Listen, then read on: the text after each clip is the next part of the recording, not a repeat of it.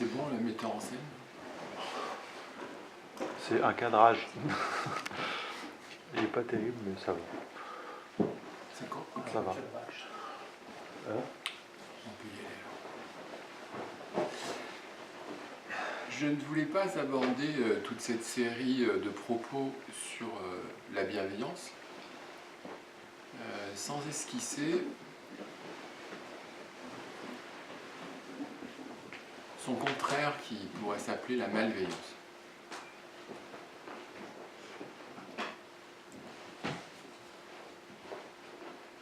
Mon ami Brad Warner a écrit un livre récemment qui s'appelle Dieu est partout.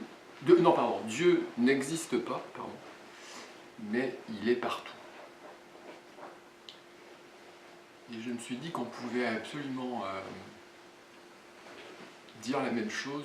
Dieu et le diable n'existent pas, mais ils sont partout. Et on peut d'ailleurs se poser la question de savoir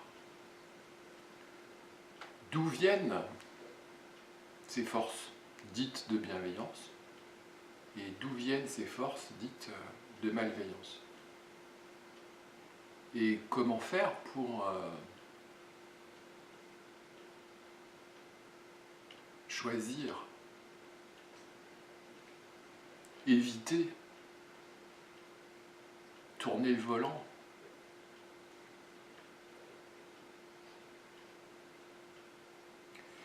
Et donc les réponses sont compliquées parce que dès que je dis Dieu existe, donc le diable existe, ce qui est une thèse, ou une croyance, ou une foi, les forces du bien existent et les forces du mal existent. Et dès que je pose ça, on voit bien qu'on est tombé dans un esprit dualiste que toutes les voies bouddhistes discutent pour le moins.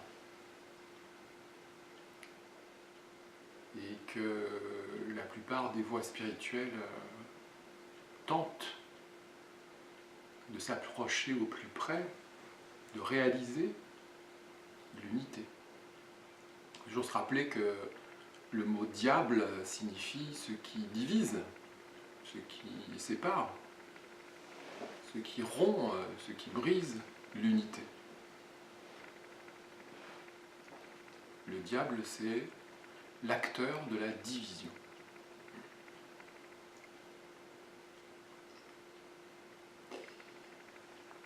Et donc, pour esquisser ce propos, je voudrais revenir un instant sur les précédents enseignements où nous avons fait l'expérience au travers de notre pratique de Zazen que la force de la bienveillance venait plutôt de plus grand que soi, ou de au-delà de soi, au-delà de moi. Soi, il faut faire attention sur le mot, parce qu'il n'a pas le même sens, notamment dans le monde de l'Inde.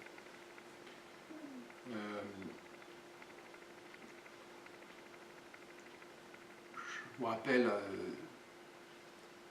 rapidement, si je vais chercher à l'intérieur de moi, dans mon engrammage de stockage d'informations, ce qui est bien, ce sera ce qui est bien dans mon expérience qui a été vécue comme bien ou bon, que j'ai figé comme une valeur, que j'ai figé comme une information structurante pour ma personne, et qui va ensuite comme filtrer, conditionner les informations que je reçois et qui vont passer au filtre de ce bon bien agréable et déclencher des processus de défense, de sauvegarde, de rejet, d'établissement, de construction de murailles, voire de construction de miradors et de construction de missiles,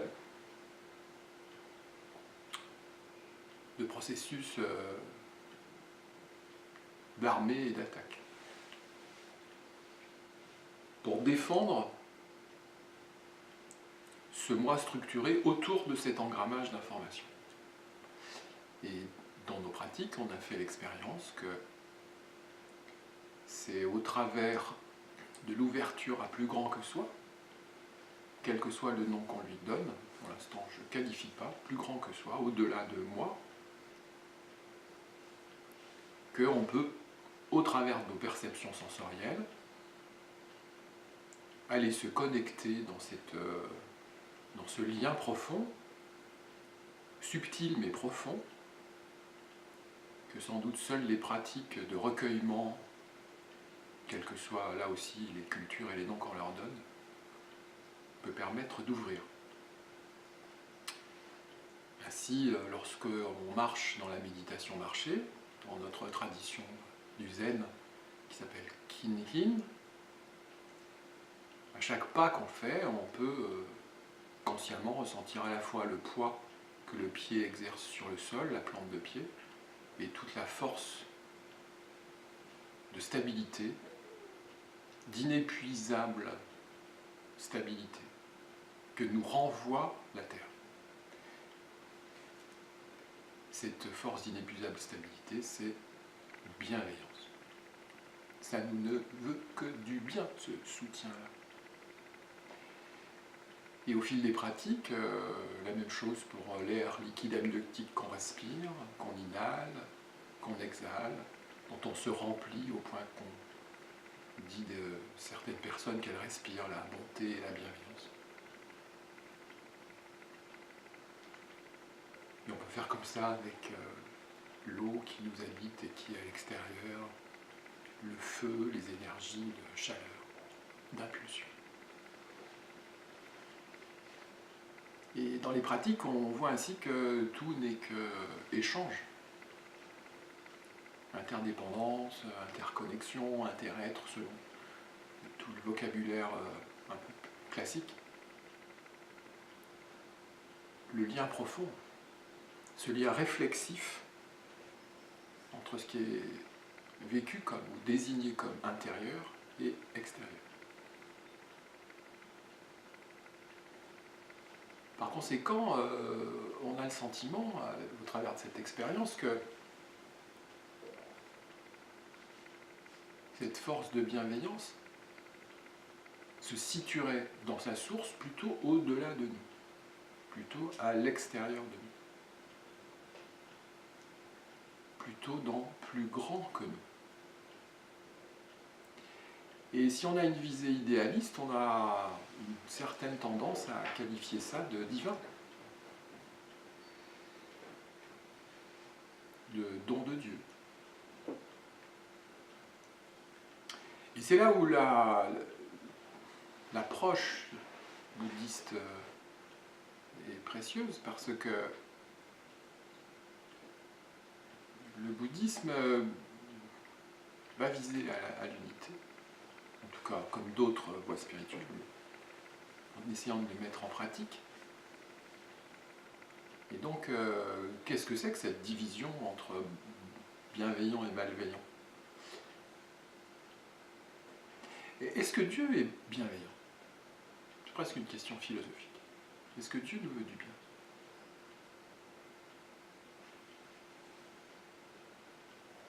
Et s'il a créé le monde, est-ce qu'il n'a pas créé le diable en même temps ?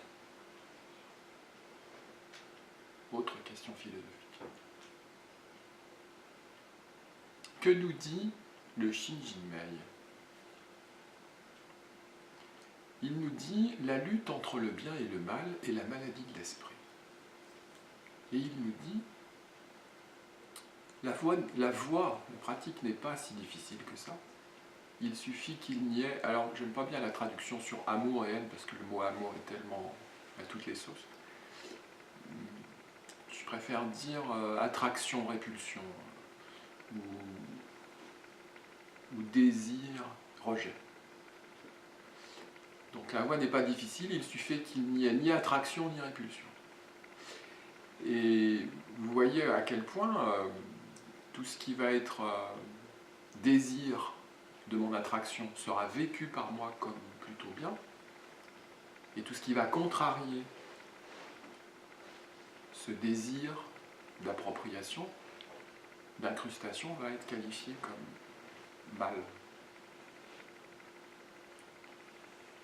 Et puis l'autre secours qui est plus universel, qui est les préceptes bouddhistes, mais qu'on peut évidemment corréler au commandement des religions monothéistes, c'est si on suit les préceptes, eh bien on est à l'abri du mal.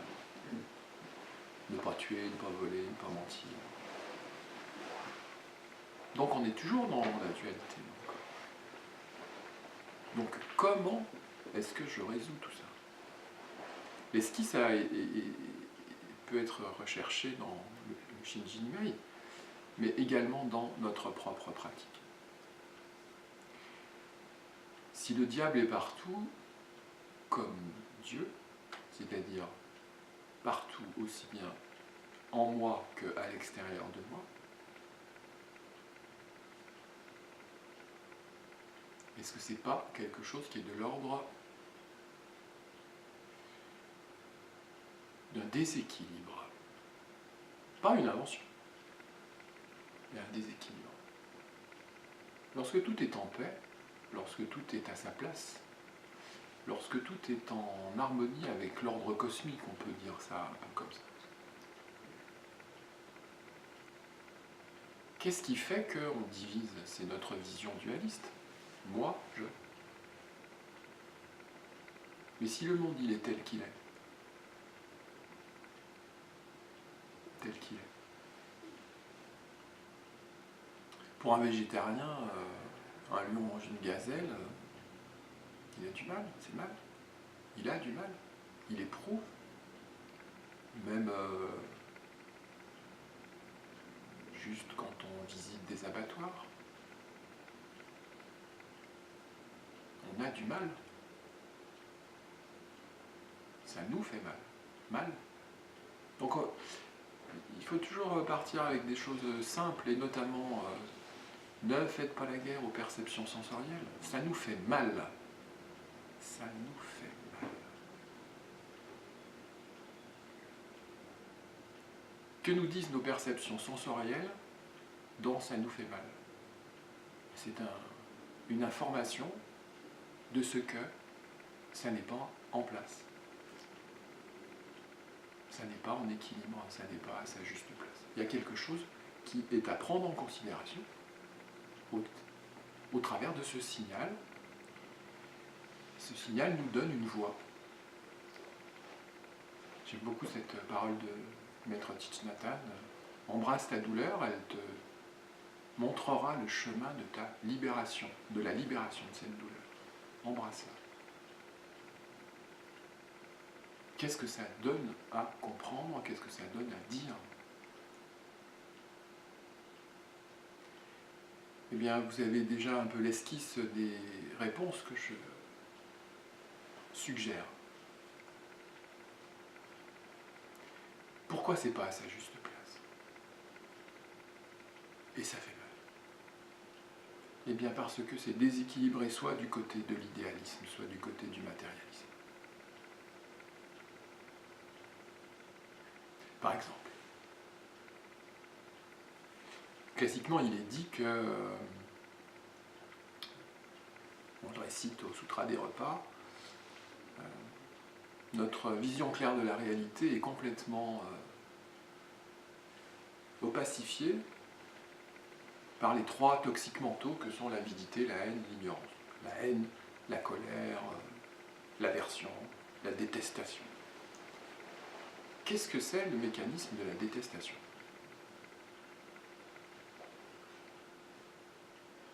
C'est le refus des choses que je n'aime pas.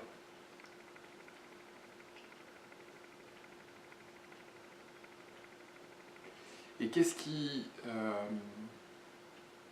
déclenche ce « je n'aime pas » C'est un j'aime précédent. Ainsi, je m'attache aux choses comme je voudrais qu'elles soient au travers de mon conditionnement précédent. Je ne juge pas, j'essaye de le dépeindre. Et plus ce conditionnement est d'un certain type, exemple, je dis ça au hasard,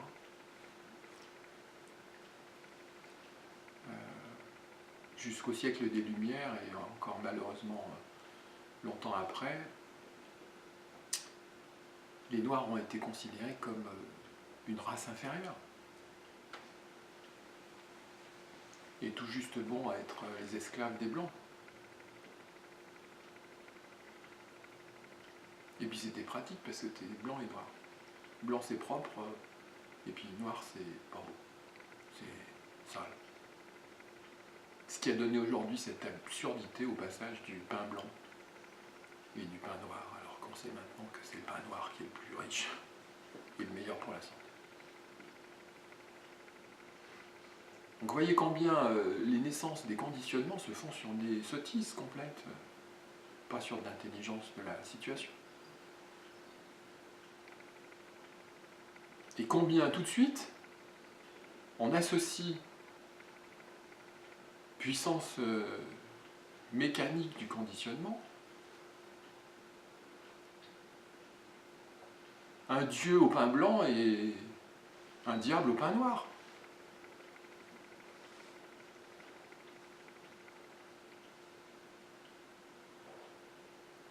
Et ça vaut quand même le coup d'aller revisiter toutes ces croyances pour ça, d'aller voir si elles sont justes à la source, à leurs racines, comment elles ont pris naissance, comment elles se sont enracinées, figées, comment elles ont poussé, comment ça a donné des croissances, comment ça a apporté des arbres, des fruits, et comment tout ça s'est transmis de génération en génération en répétant les mêmes répliques.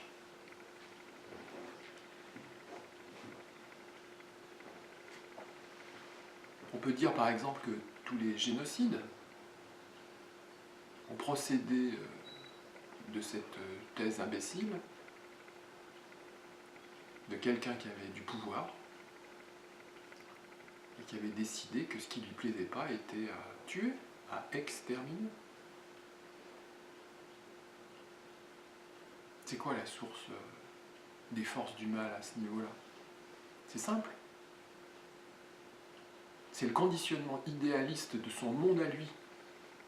C'est le conditionnement idéaliste de son monde à lui, de son conditionnement à lui.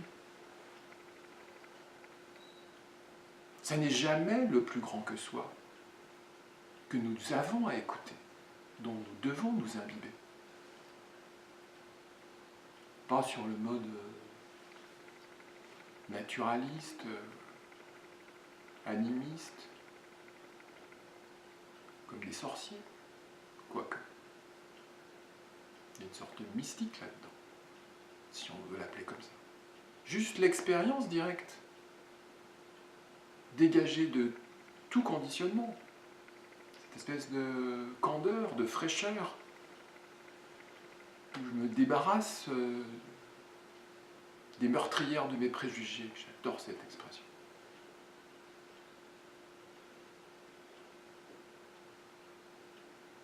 Ça vaut le coup. Et c'est pour ça qu'on revient toujours sur la même chose. La source de la bienveillance, elle est plus dans sa source, au-delà de nous, dans ce que nous pouvons expérimenter au travers de nos perceptions sensorielles conscientes, qu'à l'intérieur de notre propre engrammage. Et d'une certaine façon, notre déséquilibre idéaliste ou matérialiste, c'est ça le diable. Les forces toxiques, c'est quoi? Cette personne est diabolique.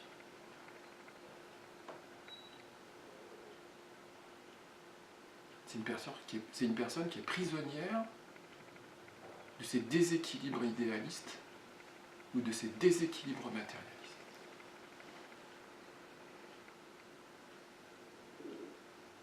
Je ne qualifie pas plus. Et je vous laisse le soin, comme dit Maître Dogen, d'aller explorer ça dans votre pratique.